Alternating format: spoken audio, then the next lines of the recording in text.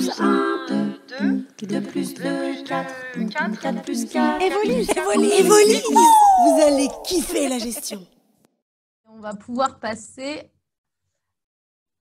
au prochain webinaire qui est donc personnaliser Evolis pour son secteur, le cas du BTP. Donc j'ai Jessica qui nous a rejoint pour l'occasion et Nicolas, c'est parfait, vous êtes ponctuels, c'est top. Rebonjour.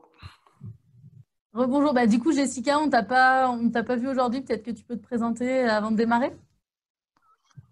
Vous m'entendez? Oui, on t'entend. Ok, nickel. Bon, eh bien moi c'est Jessica, je travaille dans l'équipe support avec Nicolas et d'autres personnes que vous avez probablement eu le temps et en tout cas l'occasion d'avoir eu au téléphone. Je vous remercie du coup de l'intérêt que vous nous portez et on va y aller pour cette petite présentation. Allez, je vous laisse la main. Qui est-ce qui part? Jessica. Alors attends, c'est moi qui vais prendre. Bouge pas.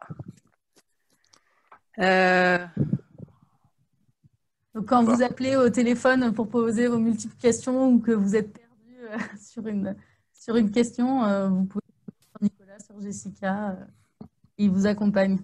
C'est ça. C'est bon, vous voyez mon écran? Oui. Allez, oui, c'est tout bon, c'est parti. Vous avez jusqu'à 15h du coup. Oh là là, la pression. Il va falloir faire vite. On a beaucoup de choses à dire. Nous, notre présentation, elle va se partager en 12 points. Mais pour nous, ce qui paraît assez important, c'est déjà dans un premier temps de savoir un petit peu qui fait quoi. En gros, de savoir un peu votre secteur d'activité, ce qui nous permettra peut-être d'orienter un petit peu nos exemples. Donc, si vous voulez les mettre dans le chat, c'est avec plaisir. Comme ça, on pourra jeter un œil. Et éventuellement, vous donnez des exemples qui collent vraiment plus à ce que peut-être vous plus faites. particulier. C'est ça.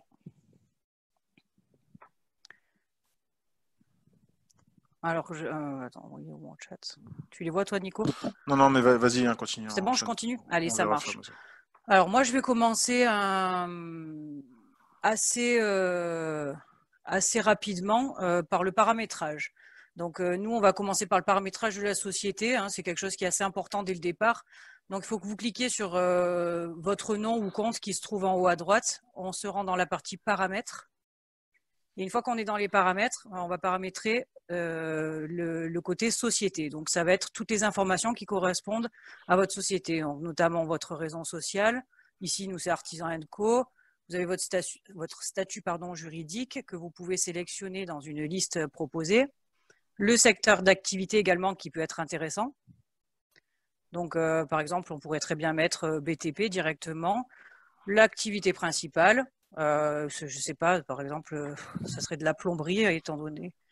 Non, la vente de logiciels et services, là, et secteur numérique agricole. Secteur, pardon? La vente de logiciels et services. Alors, attends, hop. Ah, et je vois qu'il y a Marie Muller qui est présente avec nous. Ah, enchanté. Où est-ce qu'on la vente de... Non, c'est pas directement dans la partie secteur d'activité. Ouais, reste sur le BTP pour le moment. Je reste sur le BTP, comme ça on fait quelque chose d'assez global. Une fois que vous avez paramétré ça, il y a quelque chose d'assez important, c'est la date de création de votre société aussi. Moi, je vous invite à la mettre dès le départ, parce que ça vous évitera d'avoir peut-être parfois quelques petits soucis à ce niveau-là. Une fois que vous avez renseigné votre secteur d'activité, que vous avez donné, vous avez renseigné votre adresse, etc., vous pouvez enregistrer les modifications en haut à droite.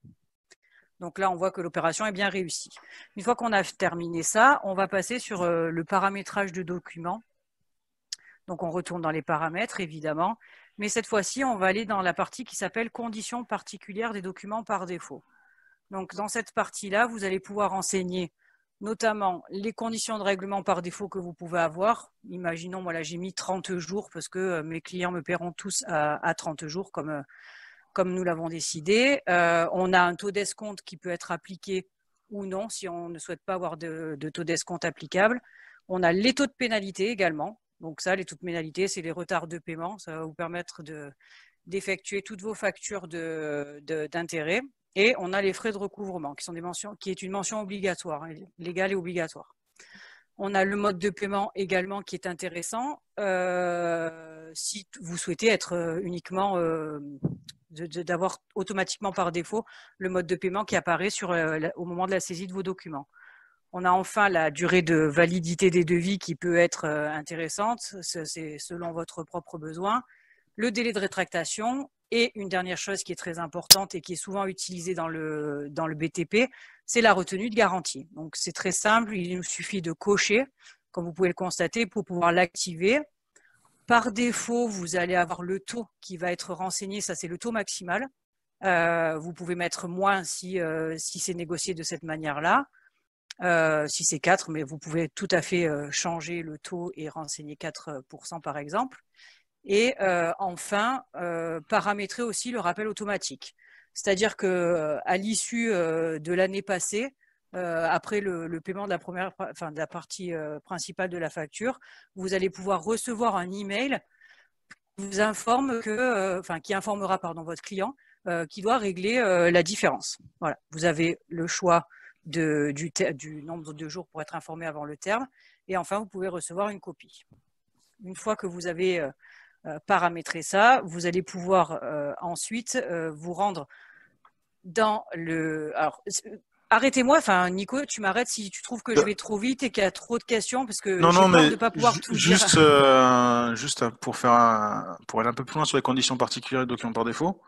Donc là, Jessica vous a montré comment les enregistrer par défaut sur le compte.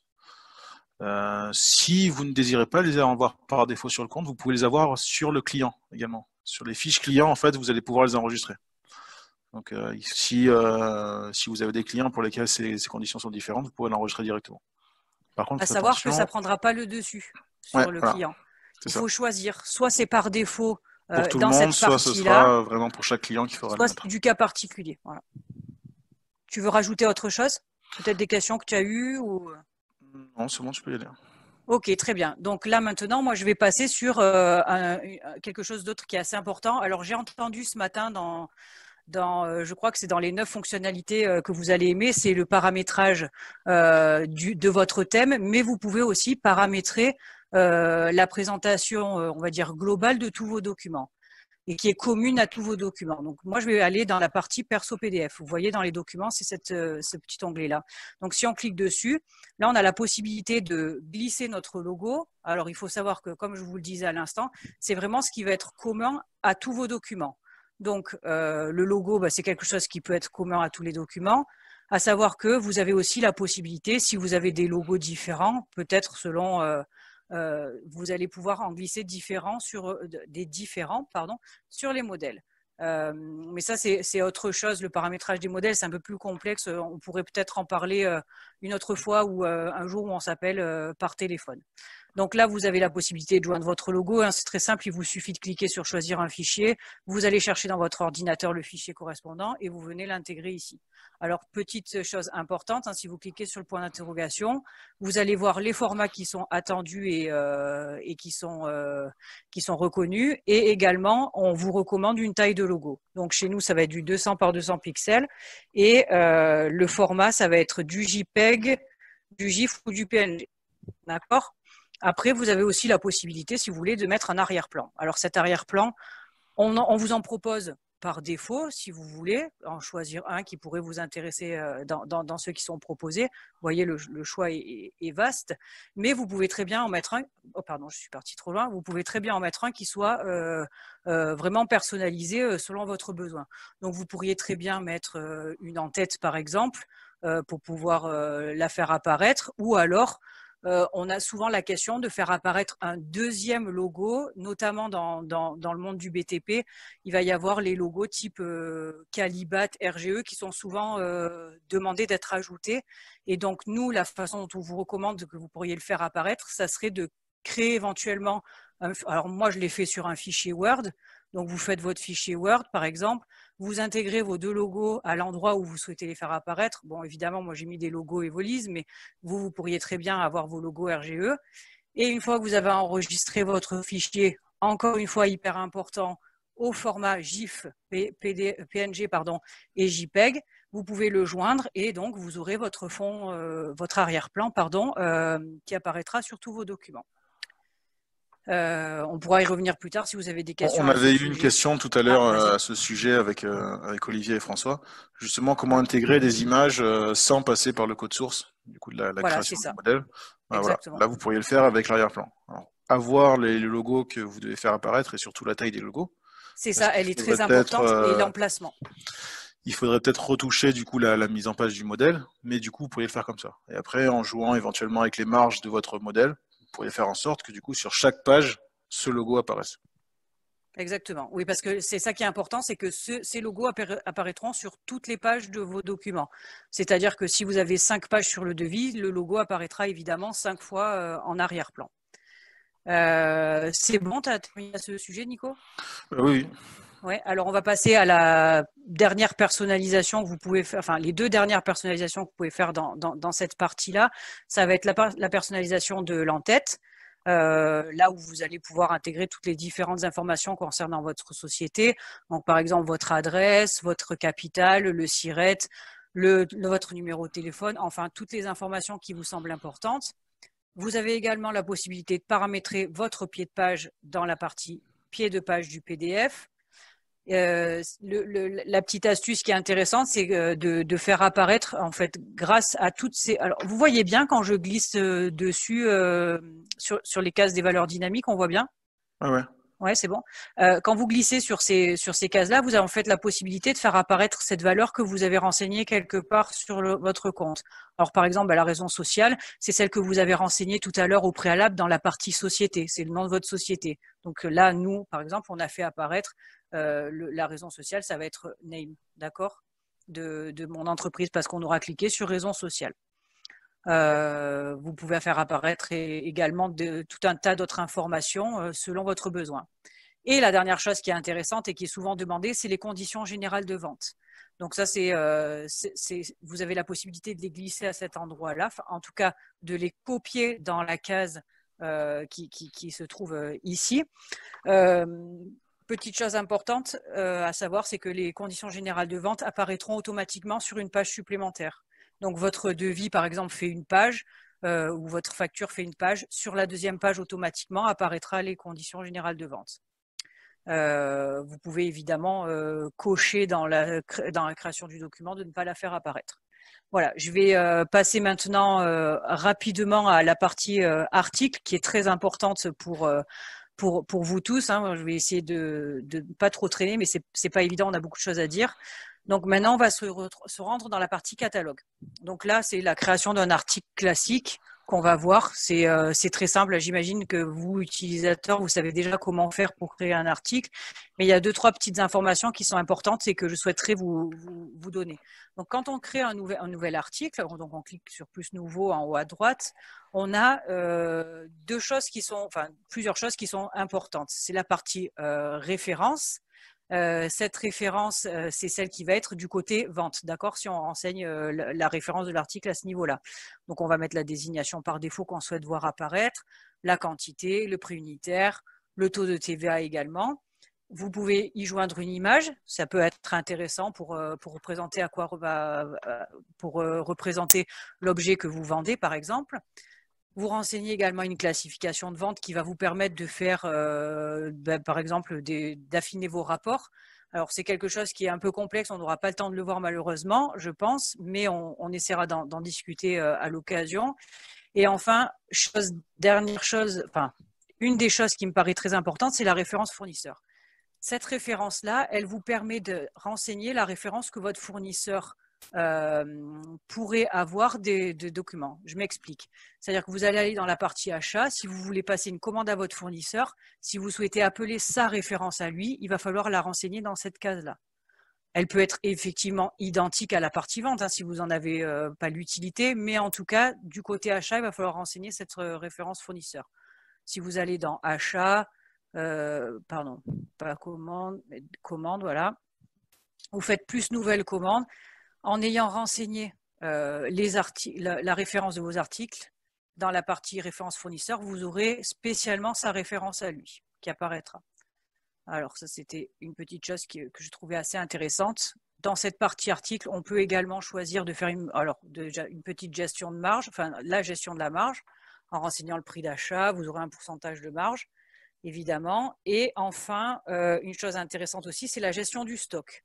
Donc, cette gestion de stock, ça va vous permettre de faire un suivi sur les stocks que vous avez. Donc là, tout simplement, il faut activer la case de gestion de stock, vous renseignez la quantité stockée et en fait, ensuite, vous pourrez aller paramétrer votre compte pour choisir, si vous voulez, sur de quelle manière va être incrémenté votre stock ou décrémenté.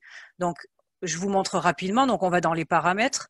Pour la gestion du stock, ça se trouve tout en bas dans le sous-menu divers. On clique sur gestion du stock et là, on va pouvoir choisir l'incrément et le décrément et l'incrément de notre stock. Donc, le décrément, ça veut dire la déduction de vos articles.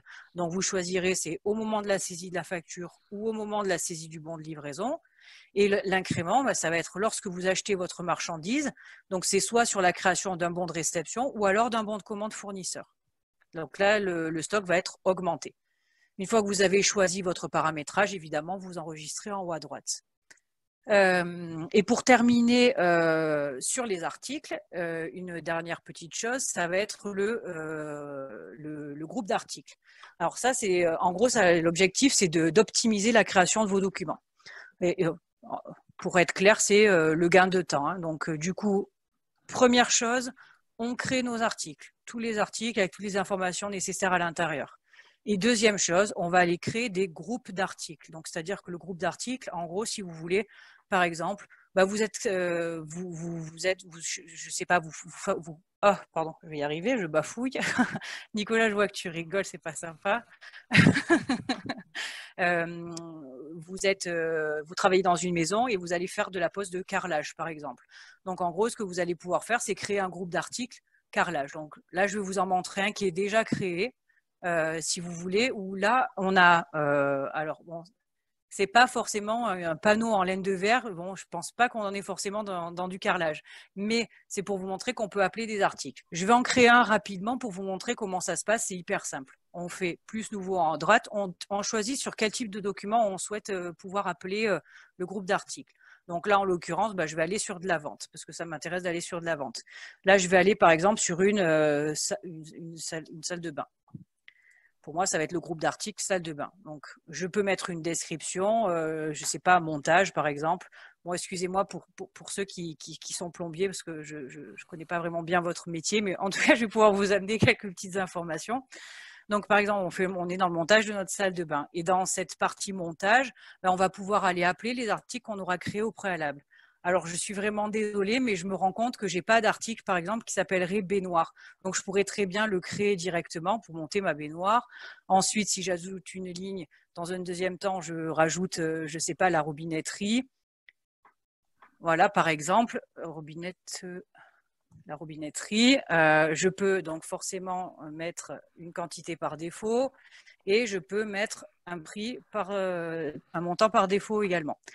Une fois que mon groupe d'articles est créé, je l'enregistre et je vous montre très rapidement comment on fait pour l'appeler sur un document. Donc, je vais dans ma liste des devis, par exemple. Je crée mon devis. Bon, je vais passer très vite, hein, on va pas remplir toutes ces parties-là parce que vous savez très bien comment faire déjà à l'heure actuelle.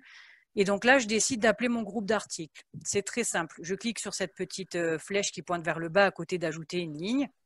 Je clique sur ligne de groupe. Donc là, vous voyez que j'ai une grosse ligne qui apparaît.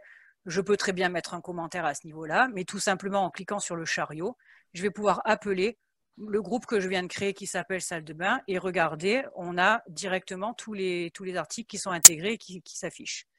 C'est clairement un gain de temps pour votre activité. Bon, allez, je termine. Maintenant, je passe la parole à Nicolas qui, lui, va passer sur les acomptes et les factures de situation. Juste, je vais préciser. Donc, sur les articles, Jessica vous a montré le champ référence et le champ référence fournisseur. Nous, en fait, il va y avoir une différence de champ. Le champ référence, on va s'en servir pour tous vos documents de la partie vente. Donc, dès que vous allez faire une recherche en tapant la référence, ce sera le champ référence de votre fiche article qui sera utilisé. Et dès que vous passerez sur la partie achat du logiciel, là, on se basera sur la référence fournisseur. Donc, comme Jessica vous l'a dit, vous pouvez avoir la même référence fournisseur que la même référence client, ce qui fait que vous avez juste une référence à connaître. Quand vous tapez votre document, vous tapez la référence et dans les deux cas, vous aurez l'article qui sortira correctement. Hop. Alors, moi, j'allais vous parler du coup deux fonctionnalités, ok. la facture d'acompte, enfin, les acomptes, la facture de situation, globale et détaillée, et éventuellement des... C'est bon. Hop, merci. Des bons de livraison partielle que vous pouvez facturer. Donc, quand vous êtes sur un devis,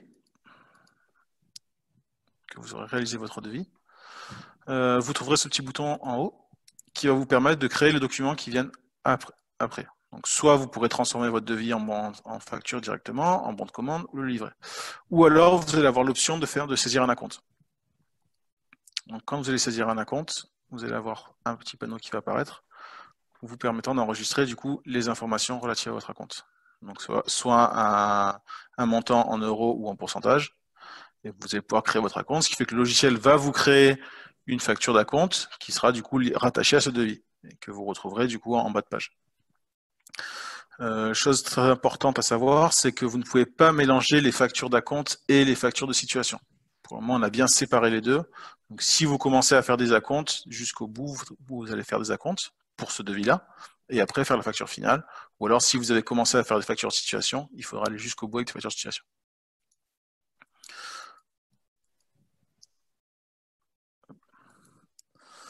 Alors, les factures de situation, vous avez deux types de factures de situation, soit la facture de situation globale, soit détaillée. Alors, la différence des deux, au global, en fait, on va se baser sur les totaux de votre facture pour faire l'avancement. 10%, 20%, 50%, etc. Ou détaillé, ça va être dans le cas où vous avez plusieurs devis, enfin, plusieurs articles sur votre devis. Et là, pour chaque ligne d'article, en fait, on va vous demander de faire l'avancement. Donc, je vais prendre cet article-là.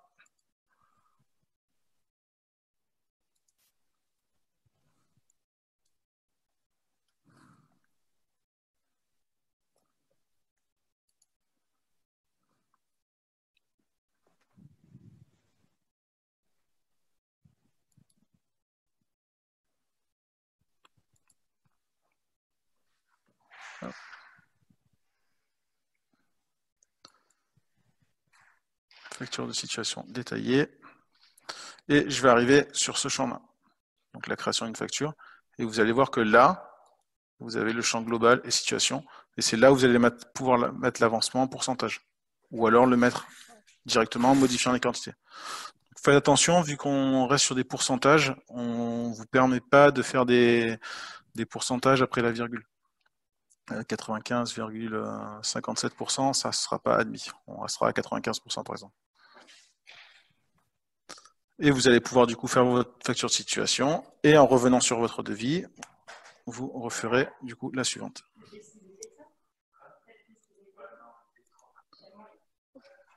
Attends, excusez-moi. Je crois que sur la situation, Nico essaye, vérifie, mais il me semble qu'on peut mettre ,5. On peut pas aller. On ne pourra pas mettre on ne pourra pas mettre de grosses. Beaucoup de chiffres après la virgule.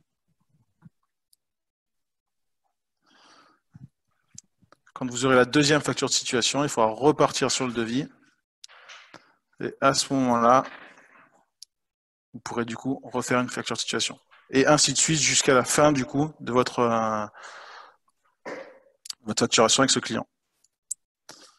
Quand vous êtes lancé sur une facture de situation, vous ne pourrez pas revenir sur une facture de situation globale et inversement. On a bien séparé les deux choses. Donc soit vous le faites vraiment à la ligne, et du coup ce sera du début à la fin sur la ligne, soit vous le ferez au global, et pareil, ce sera du début à la fin, que ce sera géré au global. Quand vous allez avoir des factures de situation, il faudra bien garder en tête que vous ne pourrez pas les supprimer à la volée. Par exemple, là, j'ai fait 2 factures de situation. Je me suis trompé sur la première. Je ne peux pas annuler la première comme ça. La deuxième dépend de la première. Il faudra revenir en arrière. Donc, c'est-à-dire que je vais annuler la deuxième et après, je vais pouvoir annuler la première si j'ai besoin.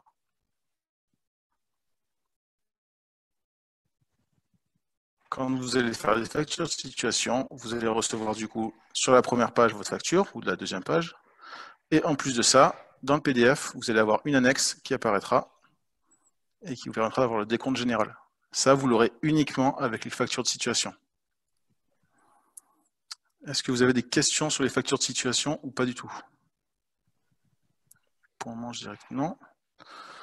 Autre fonctionnalité que vous pouvez utiliser, c'est sur les bons de livraison et du coup la facturation de bons de livraison partiels. Quand vous allez transformer un devis ou une commande en bon de livraison, ce sera le seul document sur lequel vous n'allez pas arriver sur vous allez arriver sur un écran de saisie directement.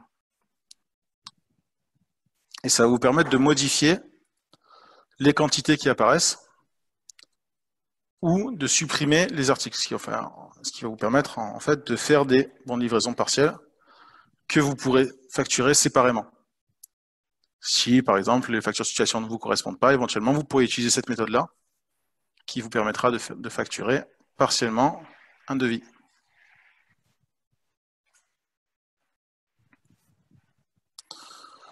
Si vous utilisez les bons de livraison également, et que vous avez plusieurs bons de livraison pour un seul client, dans la partie vente, sur le menu de gauche, vous trouverez regroupement de bons de livraison. Avec le regroupement de bons de livraison, en fait, vous allez pouvoir transformer plusieurs bons de livraison en une seule facture. Donc bien entendu, il faudra que ce soit pour le même client. Et faites attention, si vous utilisez la fonctionnalité axe analytique, il faudra bien que ce soit les mêmes axes analytiques sur tous les bons de livraison que vous facturez.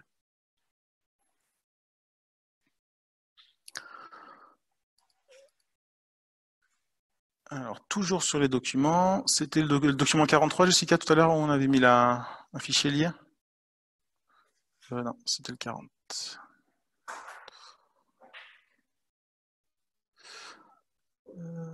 41. Sur chaque document, vous allez trouver ce petit trombone en haut à droite qui va vous permettre de rajouter des fichiers. Donc ça peut être n'importe quel fichier. Vous allez pouvoir ensuite choisir de partager ou non le fichier avec le client. En fait, quand vous allez charger un fichier, vous allez avoir apparaître cet écran, ce tableau qui va apparaître. Et par défaut, il n'y aura pas de partage du document. Si vous appuyez sur oui, quand vous allez envoyer le mail à votre client, dans ce mail, votre client trouvera un lien pour récupérer sa facture. Et en plus de ça, il sera en mesure du coup de récupérer le ou les documents que vous avez mis en pièce jointe. Ça peut être des documents techniques éventuellement si vous devez lui en transmettre. Concernant la partie web document, du coup, vous la retrouverez sur tous nos documents, donc facture, devis, commande, bon de livraison, etc. Ce qui va vous permettre, quand vous allez envoyer un devis par exemple, votre client pourra faire des actions sur ce web document. Il pourra l'accepter, le refuser, le mettre en pause, ou éventuellement lancer une conversation. Quand il va lancer une conversation, vous allez recevoir un mail, et vous aurez du coup un tableau conversation qui apparaîtra, et là vous pourrez converser directement avec votre client sur ce devis. Faire des retours, s'il y a des articles qui ne conviennent pas, ou si les prix sont erronés, etc.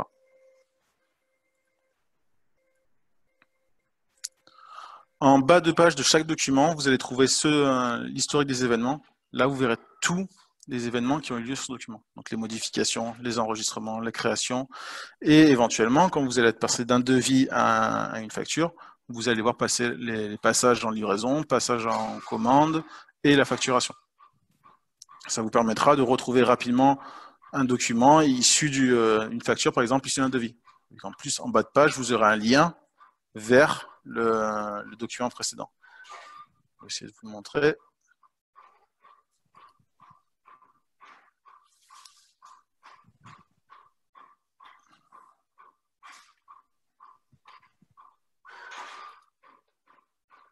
Hop, voilà. Et là, vous allez retrouver tous les documents qui sont liés à cette situation-là.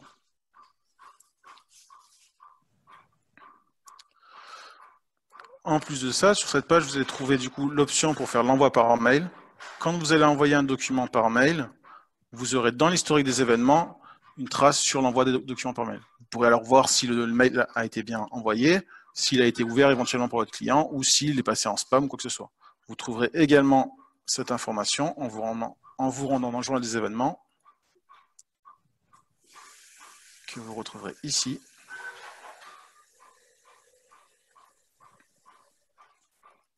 Et en mettant un filtre sur l'événement envoi par mail.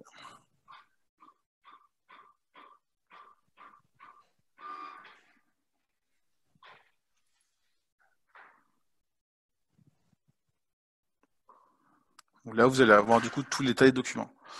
Donc, l'état délivré signifiera que, du coup, que c'est bien arrivé dans la messagerie de votre client, ouvert et vous aurez le nombre de fois qu'il a ouvert.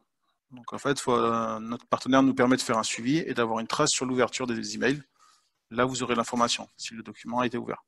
En plus de ça, lors de l'ouverture du web document, dont je vous ai parlé tout à l'heure, vous allez avoir un état spécifique, consulté, qui vous permettra de savoir que le web document a été ouvert.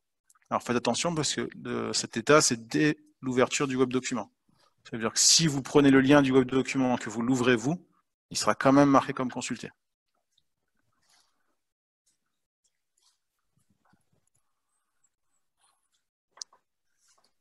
Enfin, dernier point à voir, sur vos factures.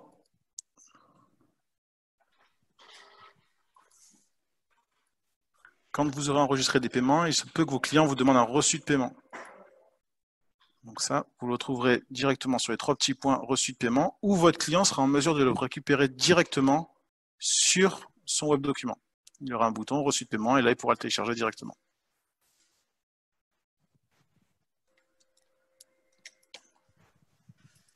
Jessica, je vais te rendre la main du coup. T'as pas de questions? Je crois pas. Non.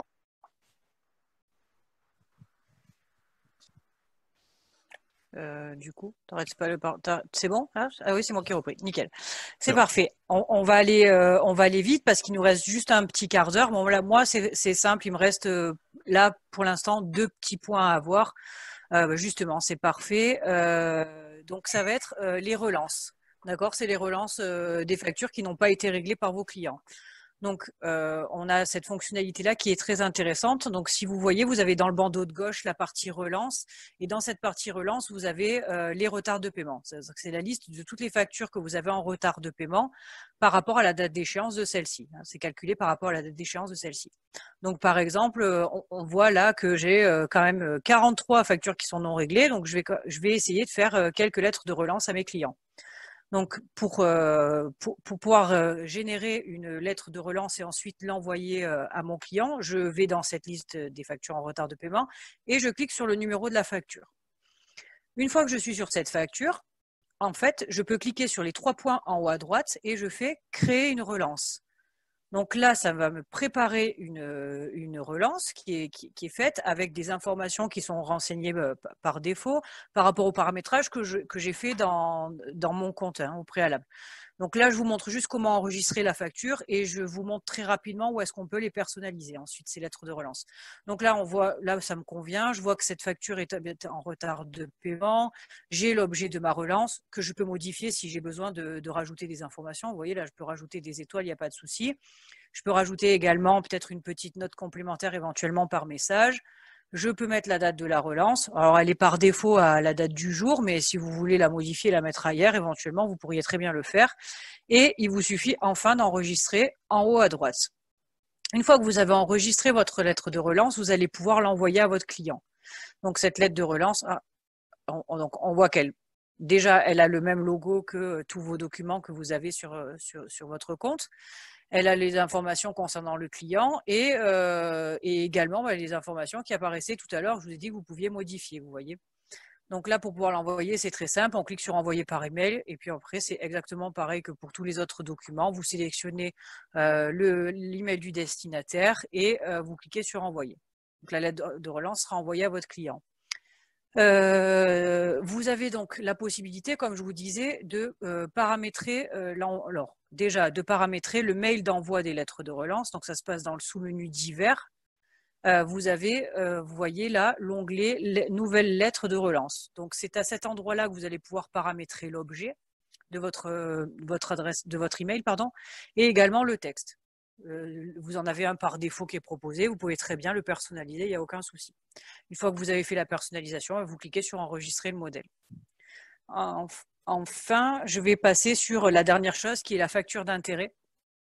Donc la facture d'intérêt, pareil, elle va être saisie depuis les factures qui sont en retard de paiement. Donc je retourne dans la liste des factures en retard de paiement. Je clique toujours sur un numéro de facture. Une fois que celle-ci est ouverte, en haut à droite encore une fois, j'ai les 3 petits points et là je clique sur créer une facture d'intérêt. Cette facture d'intérêt, elle va être générée automatiquement. Le prix, le TTC, le montant en tout cas des frais va être calculé automatiquement. il vous restera plus qu'à enregistrer cette facture d'intérêt pour pouvoir l'envoyer à votre client. En gros, cette facture d'intérêt, elle a la présentation de la facture que vous avez, en tout cas du modèle de facture que vous avez par défaut. Voilà. C'était le dernier point que je voulais voir avec vous. Est-ce qu'on a des questions, Nicolas, ou tu veux rajouter quelque chose? Ah oui, dernière chose, juste la facture d'intérêt, après, elle apparaît dans la liste des factures. Non, je ne vois pas de questions pour le moment. On n'a pas de questions. Alors, est-ce qu'on peut peut-être parler rapidement en tout cas, limite des rapports, ouais, sur les axes analytiques, etc. Je peux le faire. Je parle de l'affinage des rapports? Ouais, allez, vas-y. Tu parleras du CRM? Si tu veux, ouais. Allez, ça marche. Du coup, on en profite, il nous reste une dizaine de minutes. Je vais vous parler rapidement de l'affinage des rapports. Donc, cet affinage des rapports, il peut se faire de deux façons, on va dire. La première, c'est par rapport aux axes analytiques. Donc, je ne sais pas si vous avez déjà vu ça précédemment. Oui, ça a été évoqué tout à l'heure par Kevin Dumont. Ça a été évoqué par Kevin. Donc, après, peut-être que pas tout le monde a regardé aussi. Donc, ça se passe dans le sous-menu gestion et on a analytique. Dans cet endroit-là, en fait, donc je vous montre juste automatiquement par défaut, c'est pas coché sur votre compte. Il vous suffit pour l'activer de cocher la case. Et là, vous allez pouvoir configurer votre axe analytique. En gros, l'axe analytique, on va pouvoir, par exemple, moi là, j'ai décidé de créer un axe analytique qui va être par chantier parce que j'ai des chantiers qui se passent dans différentes parties de France. Donc, du coup, je vais créer des axes analytiques de chantier, mais ça pourrait très bien être pour des commerciaux, par exemple, si vous voulez pouvoir affiner vos rapports par la suite sur, je sais pas, le chiffre d'affaires qu'un commercial a pu générer pendant l'année 2019, par exemple. Mais bon, là, pour l'instant, je vais rester sur chantier. Donc, au singulier, chantier au singulier, libellé au pluriel. Je rajoute un petit S pour mon chantier au pluriel. Si c'était commerciaux, ça serait commercial et commerciaux, évidemment. Je choisis de cocher les documents sur lesquels je souhaite rendre obligatoire la saisie des axes analytiques. Voilà, pour le coup, je vais juste laisser sur les factures et les devis. Et j'enregistre mes modifications. Une fois qu'on a terminé l'enregistrement de notre axe analytique chantier, on va pouvoir créer différents axes que vous pourrez ensuite attribuer, par exemple, à vos factures ou vos devis, comme j'ai choisi de le faire. Donc là, par exemple, j'ai créé un axe analytique pour Lyon, un pour Toulon, un pour Paris, un pour Marseille, parce que c'est des endroits où je vais aller travailler. Mais il m'en manque un. Je vais pouvoir créer le code 06, par exemple, avec le libellé. Ça va être mon chantier à Lille, par exemple. Voilà, j'enregistre. Vous allez pouvoir retrouver ça sur la saisie des documents. Donc, je vous montre rapidement. Si on est sur une facture, je saisis une nouvelle facture. Je vous passe les détails de la création, mais je vous montre juste la chose qui est hyper importante. Du coup, pardon, j'ai cliqué au mauvais endroit. C'est la partie chantier qui apparaît maintenant, une fois que vous avez activé les axes analytiques. Comme je vous l'ai dit tout à l'heure, ça pourrait très bien être commerciaux qui apparaît. Et donc là, je vais choisir dans quelle ville se trouve mon chantier. Bon, ça va être sur Lille. Je fais ma facture, j'enregistre. Important, si vous ne le renseignez pas, vous allez avoir un petit message bloquant qui va vous indiquer que certains champs obligatoires ne sont pas renseignés. Et donc, du coup, cet axe analytique, vous allez pouvoir le retrouver, par exemple, vous voyez, dans le bandeau de gauche, rapport, vente. Je vais pouvoir faire un filtre sur mon suivi de chiffre d'affaires par rapport à tel ou tel chantier que j'aurais fait. Donc, par exemple, j'ai fait des chantiers à Lyon. Je veux voir le chiffre d'affaires pour mes 6 derniers mois. Grâce à cet axe analytique, je vais pouvoir faire un filtre et donc me rendre compte que mon chiffre d'affaires hors taxe pour les 6 derniers mois, c'est 4 811,76 €. Si je change et que je vais sur mon chantier Paris, sur mes chantiers qui ont été faits à Paris, on voit bien que mon chiffre d'affaires est différent. Il est de 6 350,47 pour tous mes chantiers réalisés sur Paris. Donc on a deux petites questions là qui viennent de tomber. Aurélie, on ne peut avoir qu'un axe analytique? Oui, pour le moment, vous pouvez avoir qu'un seul axe analytique. On a prévu de faire une évolution qui vous permettra d'avoir 2 axes analytiques en parallèle. Mais il n'y aura pas de notion de sous-axe par contre. Donc ce ne serait pas un axe et en dessous un autre axe, ce serait vraiment 2 axes en parallèle. Donc chantiers commerciaux par exemple, dans notre cas. Voilà, éventuellement. Deuxième question, toujours de Aurélie. Peut-on répartir automatiquement suivant des clés sur les différents axes? Qu'est-ce que vous voulez répartir, Aurélie? Si c'est toute la partie rapport, comme Jessica vous l'a montré, en fait, de mettre l'axe analytique, ça va vous permettre de faire un filtre dans vos rapports, mais également dans le listing des documents du coup. C'est ça, je vais vous montrer rapidement. Facture, par exemple, si je fais une recherche avancée, je peux la faire par chantier, par exemple. Voilà, je vais voir toutes mes factures qui sont en rapport avec le chantier, les chantiers qui sont sur Lyon. Alors, vous mettez en plus charge globale, exemple au EDF. Là, je pense que ce que vous attendez, c'est la partie classification que Jessica va montrer juste après. Je vais vous montrer, c'est ça exactement. Bon, ben, j'en profite, je rebondis. Donc rapidement, les classifications. Alors, on a deux types de classifications, on a les achats et les ventes. Donc, dans un premier temps, ça va se paramétrer. Donc, déjà, première chose, c'est de créer le compte comptable qui va avec avec vos classifications. Donc, les comptes comptables. Et ensuite, une fois qu'on a un compte comptable décidément, je vais y arriver, qui est préparé, on va dans le sous-menu gestion et on va pouvoir créer à la fois des classifications de vente, mais des classifications d'achat. Je vais montrer par rapport à votre exemple pour créer une classification d'achat. Donc, vous en avez par défaut sur le logiciel, mais évidemment, vous pouvez en créer autant que vous voulez. Là, par exemple, regardez, on l'a déjà qui est créée. Elle va aller sur le compte comptable fourniture non stockable avec un compte de TVA qui est associé. Donc ça, une fois que vous avez créé ça, vous allez sur les achats, vous allez aller sur vos dépenses, par exemple. On va en créer une, comme ça vous voyez rapidement comment ça se passe. Je vais appeler par exemple mon fournisseur, tiens, Brico Dépôt, et on va avoir une dépense de 100 €. Je la valide et là je vais avoir. Alors, effectivement, sur ce fournisseur-là, j'avais mis par défaut la classification d'achat achat immobilier, mais en fait, si vous voulez, on pourrait très bien choisir une autre classification qui est haut et qui apparaîtrait à ce niveau-là. Donc, je pense que c'était ça dont vous aviez besoin. Et donc, du coup, je pense qu'au niveau achat, vous auriez peut-être un intérêt après à voir la répartition des achats par classification d'achat, du coup. Donc là, je ne sais pas s'il y en a de l'eau qu'on a pu faire, mais bon, imaginons électricité. On voit que j'ai sur tant de documents, donc là c'est sur un document, j'ai la classification d'achat qui apparaît pour tant de montants et tant de TVA. Est-ce que c'était ça qui vous intéressait ? À savoir, Aurélie, que du coup, dans ce cas-là, vous avez également le filtre chantier qui est toujours présent. Donc, vous pouvez mélanger éventuellement les classifications et les axes analytiques, ce qui vous permettrait d'affiner encore les résultats que vous désirez obtenir. Alors, ça, non, pour le moment, on ne le propose pas encore, Aurélie. Répartir sur 2 chantiers, on ne propose pas. Donc là c'est ce que je vous disais tout à l'heure, c'est dans la future évolution qu'on va avoir, on pourra mettre 2 axes analytiques. Après, je ne sais pas s'il y aura une notion de répartition sur les 2, je pense, mais je n'ai pas encore le détail dessus. Mais là, pour le moment, ce sera vraiment entièrement sur un chantier et ce sera tout. Donc dans votre cas, je pense qu'il faudrait même limite faire 2 dépenses, à voir si ça crée problème ou pas.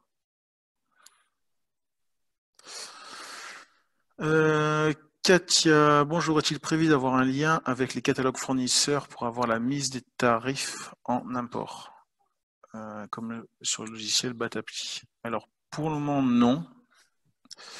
Par contre, ce qu'on va faire prochainement, donc pas cette année-là, mais l'an prochain, ce serait notre API pour importer les données.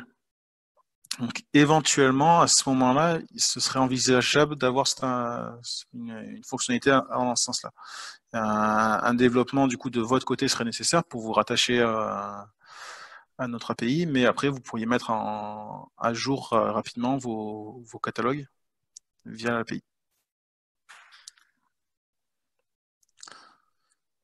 Pardon, Jessica, vas-y, Non, mais de toute façon, je pense que j'avais terminé. Je vous montre juste, là, il nous reste 2 minutes, donc on va regarder juste très rapidement, c'est les classifications de vente. Donc, on retourne dans les paramètres. Encore une fois, on vérifie qu'on ait bien le compte comptable qui va pouvoir se rattacher à cette classification de vente et on va pouvoir créer des classifications. C'est la classification de vente, évidemment, elle va être à utiliser du coup sur vos documents de vente, évidemment. Donc, voilà, moi j'en ai 4 qui sont préparés. J'ai les frais de déplacement, l'isolation, la main-d'œuvre et la menuiserie. Donc là, ça se passe Alors, deux choses. Soit vous créez vos articles, vous allez pouvoir directement, alors tout à l'heure, je suis passée très rapidement dessus, mais vous allez pouvoir mettre par défaut une classification, regardez, sur vos articles. Donc, ça veut dire qu'elle apparaîtra automatiquement sur votre facture quand vous aurez appelé l'article sur la facture. En revanche, si vous êtes plutôt dans le cas particulier et que vous n'avez pas d'article enregistré, mais que vous les créez à la volée, alors dans ce cas-là, vous allez pouvoir choisir là vos classifications de vente. Une fois que vous aurez généré vos classifications de vente, évidemment, encore une fois, on va retourner dans les rapports et là aussi, on va pouvoir faire des filtres et donc du coup affiner les rapports. Donc si je retourne dans le rapport de vente et que je vais dans chiffre d'affaires par classification de vente, ben là du coup en effet je vais pouvoir voir que j'ai eu tant de documents qui sont où la classification isolation est utilisée, j'ai ma marge, évidemment j'ai mon chiffre d'affaires hors taxe, la TVA, le chiffre d'affaires TTC qui apparaîtra. C'est une méthode supplémentaire pour affiner vos rapports.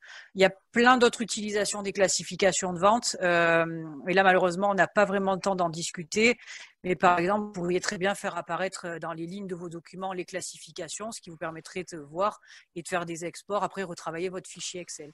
Alors, juste pour donner un exemple concret sur les classifications, même s'il y a une notion de comptabilité dessus, du coup il y avait les comptes comptables, rien ne vous empêche de faire plusieurs classifications de vente ou d'achat qui vont dans le même compte comptable. Par exemple, pour un exemple concret, vous avez de la vente de marchandises. Peut-être que pour vous, avoir vente de marchandises dans vos rapports, ça ne vous parle pas trop. Mais vous pourriez éventuellement faire une classification vente de marchandises salle de bain, vente de marchandises cuisine, qui pointent toutes les deux vers la même compte comptable. Donc votre comptable, lui, ça ne le dérangera pas. Par contre, vous, l'intérêt, c'est que dans la partie rapport, vous allez vraiment avoir des filtres sur ce qui a été vendu pour la salle de bain, pour la cuisine. C'est ça.